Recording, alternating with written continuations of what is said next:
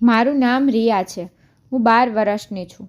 હું મારા મિત્રના ઘરેથી પાછી આવીને બેઠી જ હતી જ્યારે અચાનક મારી માતા મારા માથા પર કૂદી પડી. મારી સામે જોઈને કહેવા લાગી, જલ્દી જા, તારા કપડાં ઝડપથી બદલ, કેટલાક લોકો તને મળવા આવવાના છે. આ સાંભળી મેં આશ્ચર્યથી મારી માતા તરફ જોયું અને કહ્યું, મમ્મી, તું કેવા પ્રકારની વાત કરે છે? મને મળવા કોણ આવી શકે? હું કોઈ વિચિત્ર માણસ છું જેને જોવા કોઈ આવશે? મેં તેની મજાક ઉડાવી.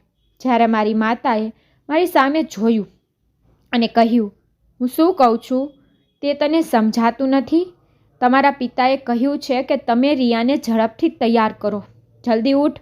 તેને મારો હાથ પકડીને રૂમની અંદર ધકેલી દીધો. હું હેરાનીના સાગરમાં ડૂબકી મારતી હતી કે મને કોણ મળવા આવશે. હું 12 વર્ષની હતી અને મારા મગજમાં કોઈ નકારાત્મક વિચારો આવ્યા ન હતા. તેથી જ મેં મમ્મીની વાતને દિલ પર ન લીધી અને હસતા હસતા તૈયાર થવા લાગી. મેં મારું મનપસંદ ગુલાબી રંગનું ફ્રોક પહેર્યું હતું. જ્યારે અચાનક મારી માતા રૂમની અંદર આવી અને મારા કપડાં જોઈને તેને કહ્યું, કોઈ ડાન્સ પાર્ટી થઈ રહી છે? જો તે આવા કપડાં પહેર્યા છે, અહીં આવ, હું તને કપડાં આપીશ. તેણે સફેદ સલવાર કમીઝ કાઢ્યો અને તેની સાથે દુપટ્ટો કાઢીને મને આપ્યો. પછી તેને મને ઝડપથી તૈયાર થવા કહ્યું. આ જોઈ મને આઘાત લાગ્યો અને આશ્ચર્ય થયું કે મારી સાથે શું થઈ રહ્યું છે. પરંતુ ન તો મેં પહેલાં ક્યારેય મારી માતાની વાતને અવગણી હતી અને ન તો આજે હું તેમની વાતને અવગણવાની હિંમત કરી શકું છું. તેથી હું ચૂપચાપ બાથરૂમમાં ગઈ અને બહાર આવીને કપડાં બદલી નાખ્યા. મમ્મી રૂમની અંદર માથું પકડીને બેઠી હતી. હું આશ્ચર્યથી તેની સામે જોઈ રહી હતી. હું બહાર આવી તો તે પોતાની જગ્યાએથી ઊભી થઈ અને માત્ર નકારાત્મકમાં માથું હલાવ્યું અને કહ્યું કે મેં તારા પિતાને પણ કહ્યું હતું કે આવતા અઠવાડિયે આ લોકોને બોલાવો, પરંતુ તે તો સાંભળતા જ નથી. કોઈની તે ખૂબ જ ધીરે ધીરે મારી તરફ આવી, મને પકડીને ટેબલ સામે બેઠી. હવે તેને મારો મેકઅપ કરવાનું શરૂ કર્યું. પહેલાં જ્યારે પણ હું લિપસ્ટિક કે કાજલનો ઉપયોગ કરતી ત્યારે મારી માતા ગુસ્સામાં કહેતી કે તું હજુ ઘણી નાની છે, આવી વસ્તુઓનો સ્પર્શ કરીશ નહીં, તું લગ્ન પછી આ બધું યુઝ કરી શકાશ. હું પણ મૌન રહેતી, પરંતુ આજે તેમના મેકઅપ લગાવવાથી મને હેરાનગી થઈ હતી. મેં કહ્યું, મમ્મી, એવા કોણ લોકો આવે છે જો તમે મારો મેકઅપ કરો છો? શું બધું બરાબર છે? મને ડર લાગે છે. જ્યારે મારી માતાએ મારી તરફ એક નજર નાખી અને મારા વાળ બરાબર કરવાનું શરૂ કર્યું, તેણે મને કોઈ જવાબ ન આપ્યો. હવે હું દાળમાં કંઈક કાળું જોઈ શકતી હતી. હું 12 વર્ષની હતી, પરંતુ ભગવાને મને ઘણી સમજ આપી હતી. મારા વાળ બરાબર કર્યા પછી તેણીએ મને રસોડામાં આવવા કહ્યું અને તે કમરે પલ્લું બાંધી અને રસોડા તરફ ચાલી ગઈ. મેં મારા અસ્તિત્વ પર ઉડતી નજર નાખી. અલબત્ત હું 12 વર્ષની હતી, પરંતુ મારી ઊંચાઈ અને શરીર 15 વર્ષની છોકરી જેવું લાગતું હતું.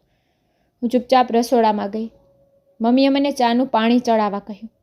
મેં પણ ચૂપચાપ ચા ચડાવી. ત્યારે અમારા ઘરના દરવાજે ડોરબેલ વાગી. મમ્મીએ મને ચા જોવા કહ્યું અને પોતે બહાર ચાલી ગઈ. થોડા સમય પછી તેના ચહેરા પર એક વિચિત્ર હાવભાવ દેખાયો. મારી સામે જોઈને તે બોલી, જલ્દી ચા બનાવ અને પછી સજાવીને બહાર લાવ. મેં પણ હા પાણી.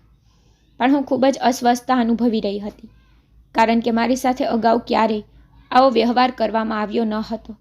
જો કોઈ મહેમાન આવે તો પણ હું ફક્ત હેલો કહીને મારા રૂમમાં જતી. હું મારો મોટા ભાગનો સમય ભણવામાં વિતાવતી, પણ આજે મમ્મીની સ્ટાઇલ બહુ અજીબ લાગતી હતી. પછી મેં ઝડપથી ચા બનાવી અને કપમાં ઠાલવવાનું શરૂ કર્યું. મેં વિચાર્યું હતું કે ચા આપીને હું મારા રૂમમાં આવીશ. હું કોઈ કારણ વગર એ લોકો પાસે નહીં બેસું, કારણ કે આ લોકો આવતા પહેલાં જ મને ખૂબ જ પરેશાન કરી ચૂક્યા હતા. ખબર નથી કે ઘરે આવ્યા પછી તે કેટલું કરશે. મેં ઝડપથી ચા કપમાં ઠાલવી અને બહાર આવી. બહાર 2 સ્ત્રીઓ અને 2 પુરુષ બેઠા હતા. જલ્દી હું બહાર આવી તો બધા મારી સામે જોવા લાગ્યા. હું આમ પણ ખરાબ મૂડમાં હતી. અચાનક મારી સામે જોઈ રહેલા બધાએ મને હેરાન કરી રાખી દીધી હતી. મેં બધાને નમસ્કાર કર્યો અને નીચે ટેબલ પર ચા મૂકી. હવે હું મારા રૂમમાં જવા માંગતી હતી, જ્યારે અચાનક મારી માતાએ મારો હાથ પકડી લીધો અને મને તેની બાજુમાં બેસાડી અને એક મહિલા તરફ જોયું અને કહ્યું, મારી પુત્રી બેશક 12 વર્ષની છે, પરંતુ તે ખૂબ જ હોશિયાર છે. મેં બધું શીખવ્યું છે. તમને જરાય પરેશાન કરશે નહીં. તે ખૂબ જ ગર્વ સાથે બોલી રહી હતી, જ્યારે હું આશ્ચર્યથી મારી માતાને જોઈ રહી હતી કે ત્યાં અજાણ્યાઓ સાથે કેવા પ્રકારની વાતો કરી રહી છે. મેં આ લોકોના ચહેરા પહેલાં ક્યારેય જોયા ન હતા. પછી તે સ્ત્રી તેની જગ્યાએથી ઊભી થઈ અને મારી બાજુમાં બેસી બોલી, બહેન, અમે ફક્ત ફોટો જોઈને તમારી દીકરીને પસંદ કરી હતી. મારી આંખો ખૂબ જ તેજ છે. ફોટા પરથી હું સમજી ગઈ હતી કે તમારી દીકરી સાદી અને સીધી છે. તેણે મારા માથાને પ્રેમ આપતા કહ્યું, જ્યારે હું ડરી ગઈ અને મમ્મીનો હાથ પકડી લીધો. પછી તે મહિલાએ તેના ખિસ્સામાંથી થોડા પૈસા કાઢીને મારી હથેળી પર મૂક્યા અને કહ્યું, હવે તે અમારી છે. અમે બસ જલ્દી બારાત લાવવા માંગીએ છીએ. મેં અચાનક મારું માથું ઊંચું કર્યું કે આ સ્ત્રી કેવી વાતો કરે છે. મને હવે સમજાયું કે આ લોકો કોણ છે અને શા માટે અમારા ઘરે આવ્યા છે. હું મોટી આંખોથી તે સ્ત્રીને જોઈ રહી હતી. હું કંઈક કહું આ પહેલાં મારી માતાએ મારા ખંભા પર પોતાનો હાથ મૂક્યો અને મારા ખંભાને દબાવ્યો. આનો અર્થ એ થયો કે મારે ચૂપ રહેવું જોઈએ. પિતા પુરુષો સાથે વાત કરી રહ્યા હતા, જ્યારે માતા તે સ્ત્રી સાથે વાત કરતી હતી. મારી માતાએ તેની સામે જોયું અને કહ્યું, હા હા બહેન, આ તમારી જ છે. અમને પણ તમારો છોકરો જોતાની સાથે જ ગમી ગયો. નહીં તો હજુ અમે અમારી દીકરીના લગ્ન કેવી રીતે કરાવી શકીએ. પણ આ હવે તમારી છે, તેથી તમે જલ્દી લગ્નની તારીખ નક્કી કરો. અમે સંપૂર્ણ તૈયાર છીએ. તે લોકો લાંબો સમય બેસી રહ્યા. મેં જવાનો પ્રયત્ન કર્યો, પણ માએ મને જવા દીધી નહીં. તેમણે કહ્યું કે જ્યાં સુધી આ લોકો ન જાય તું રૂમમાં નહીં જાય. લગભગ 2 કલાક પછી તે અમારા ઘરેથી બહાર નીકળ્યા કે તરત જ મેં ગુસ્સાથી બૂમો પાડી અને મારી માતા તરફ જોઈને કહ્યું, આ બધું શું છે? કોના લગ્ન થઈ રહ્યા છે? અને તેણે મને તેની દીકરી કેમ કહી અને હું અત્યારે કોઈની સાથે લગ્ન નહીં કરું. પણ મમ્મીએ મારી સામે જોયું અને રૂમની અંદર લઈ ગઈ અને કહ્યું, દીકરી, લગ્ન વિશે વાત કરતી નથી. તારા મહિનાઓ આવી ગયા છે. હવે અમે તને વિદાય આપવા માંગીએ છીએ. હવે તારો અવાજ નીચે રાખ. મેં મારી માતા તરફ જોયું અને ચીસો પાડીને કહ્યું, હું તમારી એકમાત્ર દીકરી છું. તમે મારા લગ્ન આટલા જલ્દી કેમ કરવા માંગો છો? અને જો પછી એવું હોય તો ગળું દબાવીને મારી નાખો. પણ હું કોઈની સાથે લગ્ન તો નહીં જ કરું. હજુ મારે ભણવું છે. મમ્મી, મારા કોઈ મિત્ર પરણેલા નથી. હું હજુ 12 વર્ષની છું. લગ્ન 20 વર્ષ પછી થાય છે. બીજું કંઈ કહું આ પહેલાં મારી માતાએ મને તેની આંખો બતાવી અને કહ્યું, ચૂપ રહે. લગ્ન તો તારે કરવા જ પડશે, વહેલા કે પછી. પણ અમે શક્ય તેટલી વહેલી તકે તારા લગ્ન કરવા માંગીએ છીએ, કારણ કે અમને અમારા જીવન પર ભરોસો નથી. મેં પણ તારા જેટલી જ ઉંમરે લગ્ન કર્યા છે. હવે શાંતિથી અંદર બેસ અને તારી જીભનો વધુ પડતો ઉપયોગ કરવાની જરૂર નથી. તું વધુ કંઈ કહેવાની કોશિશ કરીશ તો રિયા યાદ રાખજે, અમારે તારી સાથે અને તારો અમારી સાથે કોઈ સંબંધ નહીં રહે. તે ગુસ્સામાં બોલી અને રૂમની બહાર નીકળી ગઈ. જ્યારે મેં મારા ઘૂંટણમાં મારો ચહેરો છુપાવી દીધો અને રડવા લાગી. હું ખૂબ જ નાની હતી. મને ખબર ન હતી કે લગ્ન શું છે અને તેની વિધિઓ શું છે. 12 વર્ષનું બાળક શું જાણે છે? મેં હજી મારા વરને જોયો નથી. મારા હૃદયમાં ઈચ્છા હતી કે હું જેની સાથે લગ્ન કરું છું તે માણસને હું જોઈ શકું.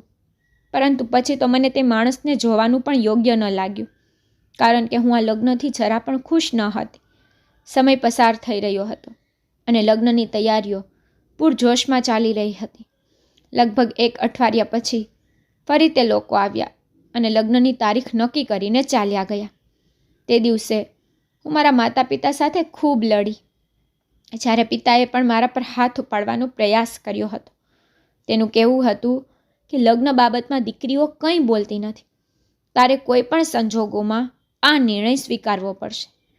જ્યારે મને આશ્ચર્ય થયું કે એક પિતા તેની પુત્રી સાથે આવું કેવી રીતે કરી શકે છે. મારા મહિનાઓ આવતા પહેલાં મારા પિતાજી બહુ સારા હતા. આખો સમય મારી સંભાળ રાખતા. હું કહેતી તે તેમ કરતા. પણ હું જ્યારથી મારા મહિનાઓ આવ્યા ત્યારથી મારા પિતાનો મારા પ્રત્યેનું વર્તન ઘણું બદલાઈ ગયું હતું.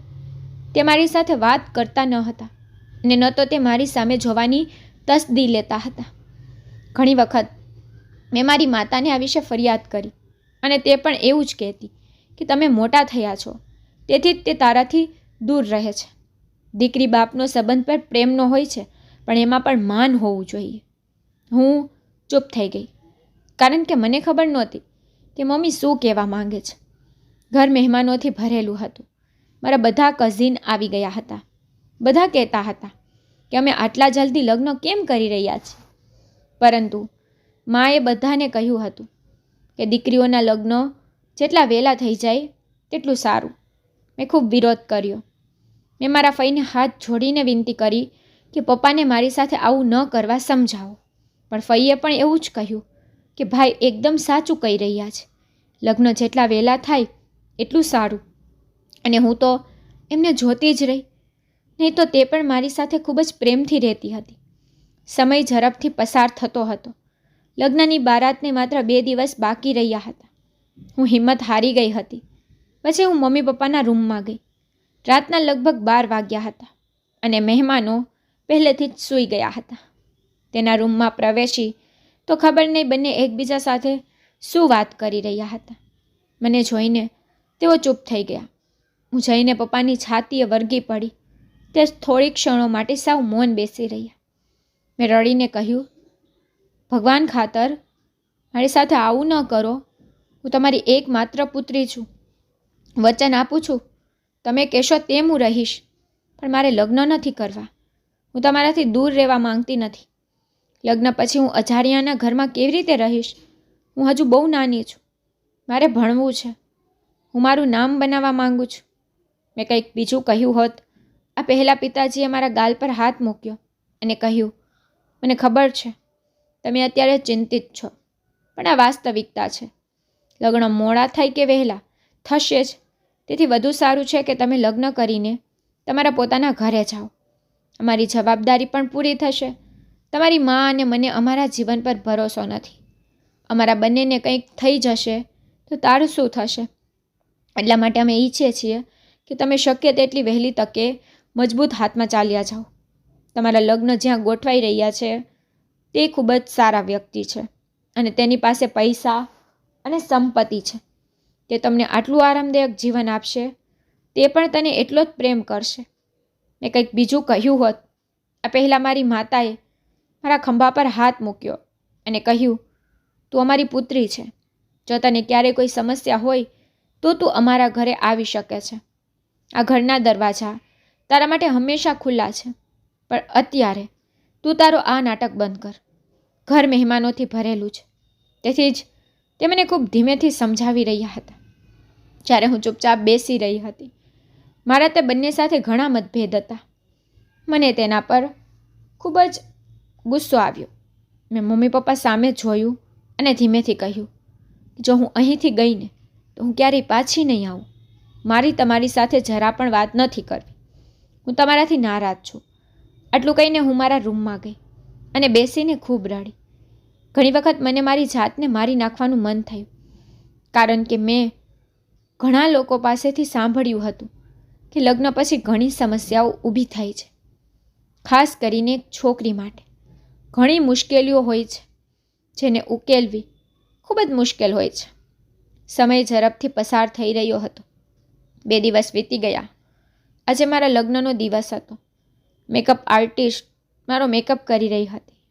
મારા સાસરેથી મારા માટે લાલ રંગનો લહેંગો આવ્યો હતો, જે પહેર્યા પછી હું ડ્રેસિંગ ટેબલ સામે બેઠી હતી. મારું હૃદય જોર જોરથી ધબકતું હતું, જાણે તે બહાર આવવાનું હતું. 2 લોકો બહાર ઢોલ વગાડતા હતા. થોડા સમય પછી લગ્નની બારાત આવવાની હતી. કોઈ તૈયાર થઈ રહ્યું હતું, કોઈ ગીતો ગાતું હતું, કોઈ ડાન્સ કરી રહ્યું હતું, તો કોઈ મહેંદી લગાવી રહ્યું હતું. થોડી જ વારમાં મેકઅપ આર્ટિસ્ટે મને સંપૂર્ણ રીતે તૈયાર કરી દીધી. હું ખૂબ જ સુંદર નાની દુલ્હન જેવી દેખાતી હતી. આ મેકઅપ આર્ટિસ્ટે મારા કાન પાછળ કાળું તિલક લગાવ્યું અને કહ્યું, તમે બહુ સારા દેખાવ છો. મેં મારા આટલા કામમાં ક્યારેય તમારા જેવી દુલ્હન તૈયાર કરી નથી. ભગવાન તમારું નસીબ સારું કરે. પછી તે હસતા હસતા બહાર નીકળી ગઈ. જ્યારે હું તો વિચારતી રહી કે હવે મારું નસીબ શું સારું થશે. થોડો ઘણો સમય વીતી ગયો. પછી મારી માતા પણ તૈયાર થઈને રૂમની અંદર આવી અને મને અભિનંદન આપતા કહ્યું, મારી લાડો તો બહુ સરસ લાગે છે. ભગવાન તને બધી ખુશી આપે. આટલું કહીને તેણે મારી સામે જોયું અને કાન પાછળ કાળું તિલક લગાવ્યું અને કહ્યું, હવે તમે તમારા ઘરમાં જવાના છો. ખબરદાર, જો તમે દામાદજી સાથે ઝઘડો કરશો અથવા કોઈ બિનજરૂરી વિનંતી કરશો, તમારે જવાબદારીપૂર્વક કાર્ય કરવું પડશે અને સાવચેત રહેવું પડશે. જો તે તને ક્યારેય ઠપકો આપે અથવા તારા પર હાથ પણ ઉપાડે તો તારે મોંમાંથી એક શબ્દ પણ બોલવાનો નથી, કારણ કે પતિ ભગવાન કહેવાય છે. મેં કંઈ કહ્યું નહીં, કારણ કે હું મારી મા પર ગુસ્સે હતી. ત્યારે અચાનક તેને મારા ગાલ પર હાથ મૂક્યો અને નરમ સ્વરમાં બોલી, મારી ઢીંગલી, હું જાણું છું તું મારાથી ગુસ્સે છે, પણ કોઈ ફાયદો નથી. દીકરીઓ પરાય જ હોય છે. હવે તું ગુસ્સે છે તેનાથી કોઈ ફરક નથી. તેથી તમારા ચહેરા પર સ્મિત રાખો અને મહેમાનોને વાત કરવાનો મોકો ન આપો. તારા પપ્પા બહુ ચિંતિત છે. તમે તમારું ધ્યાન રાખો અને તમારા પતિનું પણ ખૂબ ધ્યાન રાખો. આટલું કહીને તે બહાર નીકળી ગઈ. જ્યારે મને ખૂબ રડવાનું મન થયું. મેં માથું પકડી રાખ્યું હતું. મારું હૃદય બધું છોડીને ભાગી જવા માંગતું હતું. થોડા સમય પછી મને બારાતનો અવાજ આવ્યો. લગભગ અડધા કલાક પછી મારી મા રૂમની અંદર આવી અને મને કહ્યું કે તારા લગ્નની વિધિઓ હમણાં શરૂ થઈ જશે. પછી તે મને પકડી બહાર લાવી. મેં મારી ઉંમરના આંસુઓને અંદર ધકેલી દીધા હતા. મારું માથું ઝૂકી ગયું ત્યારે અચાનક મારા પિતાએ મારા માથા પર લાલ ચૂની મૂકી દીધી, જેના કારણે હું હવે કંઈ જોઈ શકતી ન હતી. થોડા સમય પછી મને મારા પતિના સમાન સ્તર પર બેસાડવામાં આવી અને લગ્નની વિધિઓ શરૂ થઈ ગઈ હતી. મારા હૃદયમાં એક ઈચ્છા જન્મી. મેં મારા પતિ તરફ જોયું, પરંતુ મારો ચહેરો બંધ હતો, જેના કારણે હું કંઈ જોઈ શકતી ન હતી. થોડી વાર પછી મારા પતિએ મારો હાથ પકડ્યો અને ધીમે ધીમે દબાવવા લાગ્યો. ડરના કારણે મારી હાલત ખરાબ હતી. હું તેનો હાથ ધકેલી દેવા માંગતી હતી, પરંતુ જો મારા માતા પિતાના આદરનો કોઈ પ્રશ્ન ન હોત તો મેં ક્યારેય આ રીતે લગ્ન ન કર્યા હોત. થોડા સમય પછી મારા લગ્નની બધી વિધિઓ પૂર્ણ થઈ અને હું સંપૂર્ણ રીતે પરિણીત થઈ ગઈ. જમવાનું શરૂ થયું અને પછી વિદાયનો અવાજ થવા લાગ્યો. મારી મમ્મીએ મને કશું ખવડાવ્યું ન હતું. તેણે કહ્યું કે તું તારા સાસરે જઈને તારા પતિ સાથે જમજે. જ્યારે મારા પતિ મારી બાજુમાં બેસીને જમતા હતા, હું કયા પરિવારમાં લગ્ન કરીને જઈ રહી છું તે અંગે હું ખૂબ જ પરેશાન અનુભવી રહી હતી. થોડા સમય પછી વિદાયનો અવાજ આવ્યો. હવે હું સ્પષ્ટપણે એવું અનુભવી રહી હતી કે મારો જીવ નીકળી જશે, પણ મારી માતાએ મને સમજાવ્યું હતું કે વિદાય વખતે વધારે અવાજ ન કરતી. આ લોકો ઘણી બધી ખોટી વાતો કરી રહ્યા છે કે અમે તમારા લગ્ન આટલી નાની ઉંમરમાં કેમ કર્યા છે. હું મારી માતાને ગળે લગાડવા જતી હતી ત્યારે મારા પતિએ મારો હાથ પકડી લીધો અને મારા ખંભા પર હાથ મૂકતા કહ્યું, મમ્મી પપ્પા, તમારે ચિંતા કરવાની જરૂર નથી. હું મારી પત્નીનું ખૂબ ધ્યાન રાખીશ અને કોઈ રડે નહીં તો સારું. મને ખાસ કરીને રડનાર લોકો પસંદ નથી. આ સાંભળી મારું હૃદય જાણે થંભી ગયું હોય તેમ લાગ્યું. મારી આંખમાંથી આંસુ ધોધની જેમ વહી રહ્યા હતા, પણ ગળામાંથી અવાજ નીકળતો બંધ થઈ ગયો હતો. પછી તે તરત જ મને પોતાની સાથે લઈ જવા લાગ્યા. મારું હૃદય ઓછામાં ઓછું એકવાર મારા માતા પિતાને જોવા માંગતું હતું. હું તેને એકવાર ગળે લગાવી શકું, પણ મને મંજૂરી ન હતી. હવે તે મને બહાર લઈ ગયો અને મને તેની કારમાં બેસાડી. તેણે મારા માતા પિતા સાથે છેલ્લી વાર હાથ મિલાવ્યા અને મારી બાજુમાં બેસીને ડ્રાઈવરને કાર ચલાવવાનો આદેશ આપ્યો. મને ખબર ન હતી કે હું કોની સાથે લગ્ન કરી રહી છું અને કયા પરિવારમાં જઈ રહી છું. હું રડતી આ પહેલાં મારા પતિએ મારા હાથ પર હાથ રાખતા કહ્યું હતું, તારે ચિંતા કરવાની જરૂર નથી. જ્યારે પણ તને ઈચ્છા થશે હું તને તારા માતા પિતાને મળવા લાવીશ અને બહુ રડીને તારો મેકઅપ બગાડીશ નહીં. વરરાજાની કારમાં ડ્રાઈવર અને વરરાજાના પિતા હાજર હતા, એટલે કે મારા સસરા. તેમણે કોઈ જવાબ ન આપ્યો. પછી મેં કંઈ જવાબ ન આપ્યો. જ્યારે અચાનક મારા પતિએ મારો હાથ દબાવ્યો અને મારી સામે જોઈને કહ્યું, અરે તું મૂંગી છે? ફક્ત જવાબ આપ કે તને કોઈ સમસ્યા નથી. શું તું આ લગ્નથી ખુશ છો? મારે ઘરે જઈને રડવું જોતું નથી, કારણ કે મને ઘરે કોઈ નાટક નથી ગમતું.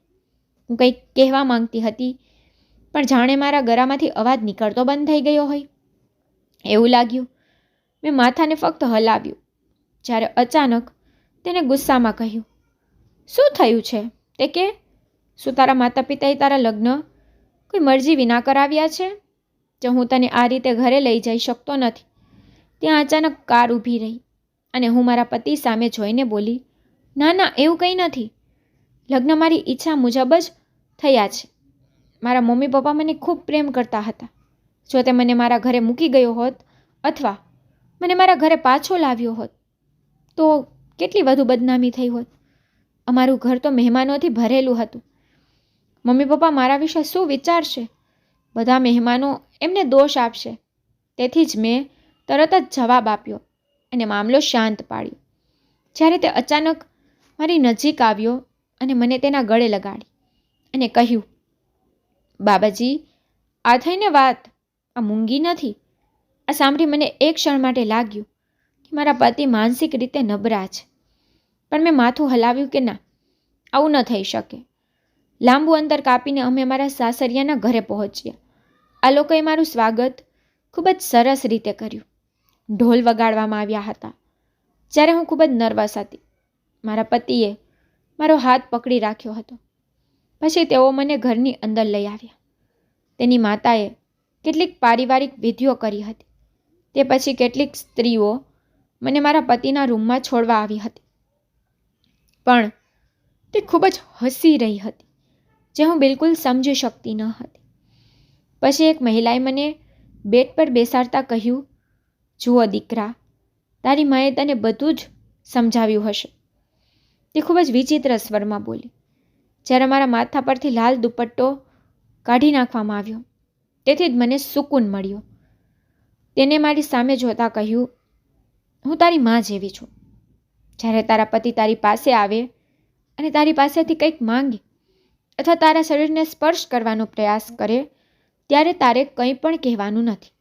તે તારો પતિ છે અને તેની તારે દરેક વાત માનવી પડશે. એક ક્ષણ માટે મને એમ પૂછવાનું મન થયું કે તે કેવા પ્રકારની વાત કરે છે, તે શું કહેવા માંગે છે. પણ મારા લગ્નનો પહેલો દિવસ હતો અને હું ઘરની અંદર કોઈ તમાશો ઈચ્છતી ન હતી. તેથી મેં શાંતિથી માથું હલાવ્યું અને તેઓ હસતા હસતા રૂમમાંથી બહાર નીકળી ગયા.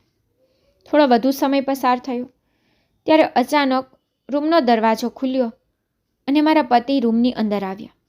મેં પહેલી વાર તેની સામે જોવા માથું ઊંચું કર્યું અને હું ફક્ત તેની સામે જ જોતી રહી. તે જોઈને મારું હૃદય ખૂબ જ ઝડપથી ધબકતું હતું. એવું લાગતું હતું કે હવે બધું ખત્મ થઈ જશે, કારણ કે સામે એક આધેડ વયનો માણસ ઊભો હતો. તેમની ઉંમર 30 થી 35 વર્ષની આસપાસ હતી. એટલે કે મારા માતા પિતાએ મારા લગ્ન આટલા મોટા માણસ સાથે કરાવ્યા હતા. મને થયું મારા લગ્ન 20 કે 22 વર્ષના યુવાન છોકરા સાથે થયા હશે, પરંતુ મેં ક્યારેય વિચાર્યું ન હતું કે મારા આટલા મોટા માણસ સાથે લગ્ન થશે. તે હસતા મારી પાસે આવ્યા. તે મારી નજીક બેસી ગયા. હું નર્વસ થઈ રહી હતી અને વધુ પાછળ હટી રહી હતી, પણ તેને મારો હાથ પકડી લીધો હતો અને મને પોતાની તરફ ખેંચી બોલ્યા હતા, એવું લાગે છે કે તમે મને જોઈને આશ્ચર્યચકિત છો. ઠીક છે, પણ હું તને મારા જેવી જ કરી નાખીશ. તું તો ખૂબ નબળી છો, પણ વાંધો નહીં, હવે તું મારા ઘરે છો ને. પણ મેં તેની સામે જોઈને કહ્યું કે મારાથી જરા દૂર થઈ જા, હું શ્વાસ લઈ શકતી નથી. મેં બીજું કંઈક કહ્યું હોત આ પહેલાં તેણે મારા ગાલ પર થપ્પડ મારી અને મારી આંખોમાં જોઈને ગુસ્સામાં બોલ્યો હતો, તારા પતિને પાછળ ધકેલવાની તારી એટલી હિંમત કેવી રીતે થઈ? હું ડરીને તેની સામે જોઈ રહી હતી. મારું શરીર ધ્રુજી રહ્યું હતું. હવે તે મારી નજીક આવે આ પહેલા રૂમનો દરવાજો ખોલી 3 શખ્સો એકસાથે રૂમમાં ઘૂસ્યા હતા. હું આ બધું જોઈ રહી હતી કે આ શું થઈ રહ્યું છે. આ ત્રણેયને જોઈને મારા પતિએ ઊંચા અવાજમાં કંઈક કહ્યું અને પોતાની જગ્યાએથી ઊભા થઈ ગયા અને તેમને ગળે લગાડવા લાગ્યા. આ મારા માટે એકમાત્ર તક હતી કે હું અહીંથી ભાગી ગઈ હોત. મેં તરત જ મારા શરારાને પકડી લીધો અને ઝડપથી દરવાજા તરફ દોડવા લાગી. ત્યારે અચાનક એક માણસે મારો હાથ પકડીને મારી સામે જોઈને કહ્યું, હવે ક્યાં જઈ રહી છો? તારે તો અમને બધાને ખુશ કરવાના છે. પણ હું કહેવા લાગી, ખબરદાર, જો તમે કોઈ મને સ્પર્શ પણ કર્યો છે. એવું લાગતું હતું જેમ કે હવે બધું સમાપ્ત થઈ જશે. મને મારા માતા પિતા પાસેથી બિલકુલ આવી અપેક્ષા તો ન હતી. હવે એક માણસ ફરી મારી પાસે આવ્યો અને પહેલાં મેં બાજુના ટેબલ પર રાખેલો જગ ઉપાડીને તેના માથા પર મારી દીધો. અચાનક તેઓ ડરી ગયા અને પાછા જવા લાગ્યા. એ માણસનું માથું જોઈને એક માણસ મારી તરફ આવ્યો. આ પહેલાં મેં તેને પેટમાં જોરથી લાત મારી હતી અને બધાને દૂર ધકેલી દીધા હતા. પછી હું બહાર નીકળી ગઈ હતી. એ લોકો મારી પાછળ આવતા હતા પણ મારી ઝડપ એટલી ઝડપી હતી કે તેઓને પકડી ન શક્યા. હું દોડતી થોડી દૂર આવી હતી જ્યારે મેં મારી બાજુમાંથી એક કાર આવતી જોઈ. મેં તરત જ તેને મારો હાથ દેખાડ્યો પરંતુ તે કાર ન રોકાઈ અને તે ચાલી ગઈ. પણ મેં મારા પગ રોકાવા ન દીધા અને દોડતી જઈ રહી હતી. ત્યારે અચાનક મારી સામે બીજી એક કાર આવી જે મને ઉડાવતી ચાલી ગઈ હતી. મારી આંખો બંધ થઈ ગઈ હતી. તે સમયે મેં મારી સામે એક પુરુષનો ચહેરો જોયો હતો અને તે પછી હું ગાઢ નિંદ્રામાં સરી પડી. લગભગ 2 કલાક પછી જ્યારે મેં મારી આંખ ખોલી તો મેં જોયું કે હું એક ઘરની અંદર છું અને મારી પાસે એક મહિલા બેઠી હતી. તે મારા માથા પર પ્રેમથી હાથ ફેરવતી હતી. હું સંપૂર્ણપણે બેચેન હતી અને અહીં અને ત્યાં જોતી બેઠી હતી. જ્યારે તે મહિલાએ અચાનક મારા ખંભા પર હાથ મૂક્યો અને કહ્યું, અરે દીકરી, તારી તબિયત હજી ઠીક નથી? ગભરાઈને મેં સ્ત્રી તરફ જોયું જે મારો હાથ પકડીને બેઠી હતી. મેં ચિંતાથી કહ્યું, હું ક્યાં છું? તમે કોણ છો અને મને અહીં શા માટે લાવવામાં આવી છે? મારી વાત સાંભળીને તેણીએ મારી સામે જોઈને કહ્યું, તમે કોઈ અજાણ્યા ઘરે નથી. મને કહો કે તમે ક્યાંથી આવો છો અને તમે લાલ જોડો પહેર્યો છે. શું તે લગ્ન કર્યા છે? એ સ્ત્રી બહુ પ્રેમથી બોલી રહી હતી. એક ક્ષણ માટે મને લાગ્યું મારી માતા મારી સામે બેઠી છે. હું અચાનક રડવા લાગી અને તે મહિલાને ગળે લગાડી. જ્યારે તેને મારા માથા પર ખૂબ જ હરવાશથી હાથ ફેરવ્યો અને કહ્યું, મારી દીકરી, રડમાં, મને કે તું કોણ છે? મેં તે સ્ત્રી તરફ જોયું અને રડતા મારી સાથે બનેલી બધી વાત કહી દીધી. જ્યારે તે સ્ત્રી મારી સામે મોટી આંખોથી જોવા લાગી, મેં તે સ્ત્રી તરફ જોયું અને કહ્યું, હું આ લોકો પાસે નથી જવા માંગતી. એ લોકો બહુ ગંદા છે. ખબર નહીં તેઓ મારી સાથે શું કરવા માંગતા હતા. તે 3 માણસ ખૂબ જ ખરાબ હતા. ખૂબ જોરથી હસતા હતા. એવું લાગ્યું કે તેઓ મારી સાથે કંઈક ખોટું કરશે. મારી વાત સાંભળીને તે મહિલાએ જબરદસ્તીથી પોતાની આંખો બંધ કરી અને મારા ચહેરા પર હાથ મૂકીને કહ્યું કે ચિંતા કરવાની જરૂર નથી. હવે તું મારી દીકરી છે એટલે તું મારી સાથે જ રહે છે અને તારા પતિની વાત કરીએ તો હું તને તેની પાસેથી છૂટાછેડા અપાવીશ. હું સમજી ગઈ છું કે તે કેવો માણસ છે. થોડીવાર પછી રૂમમાં એક માણસ પ્રવેશ્યો. તેને મારી સામે જોતા કહ્યું, તારે ચિંતા કરવાની જરૂર નથી દીકરા. આ તારું પોતાનું ઘર છે. તમે ઈચ્છો ત્યાં સુધી અહીં રહી શકો છો. તે બીજું કંઈક કહે આ પહેલાં જ તે મહિલા કહેવા લાગી, ચૂપ રહો, આ મારી દીકરી છે. તે હંમેશા મારી સાથે રહેશે. મને ખબર નથી કે આ લોકોએ મારા માતા પિતાનો સંપર્ક કેવી રીતે કર્યો અને મારો તલાક કરાવ્યો. હું મારા માતા પિતા પાસે જવા માંગતી હતી પરંતુ તે મહિલાએ મને જવા દીધી નહીં, બલકે તેણે મને તેની દીકરીની જેમ ઉછેરવાનું શરૂ કર્યું. મારા પિતાને પણ નોકરી અપાવી હતી. મમ્મી પપ્પાએ મને કહ્યું હતું, આ લોકોએ અમારી પાસેથી દહેજમાં કંઈ લીધું નહોતું, પરંતુ બદલામાં અમને પૈસા આપ્યા હતા. આ જ કારણ હતું કે અમે જલ્દી લગ્ન કરવા માટે સંમત થયા. પણ અમને ખબર ન હતી આ લોકો આવા ખરાબ લોકો છે. તે 3 માણસો પણ મારી સાથે અન્યાય કરવા આવ્યા હતા. તે લોકો દરેક નાની છોકરી સાથે લગ્ન કરતા અને પછી તેનો ઉપયોગ કરતા. બેશક ઘણા લોકો એવા હોય છે જે માણસ નહીં પણ માણસના રૂપમાં જાનવર હોય છે. તો જો તમને મારી સ્ટોરી પસંદ આવી હોય તો લાઈક શેર સબસ્ક્રાઈબ જરૂરથી કરજો અને કોમેન્ટમાં મને જરૂરથી કહેજો કે તમને મારી સ્ટોરી કેવી લાગી છે. Thank you.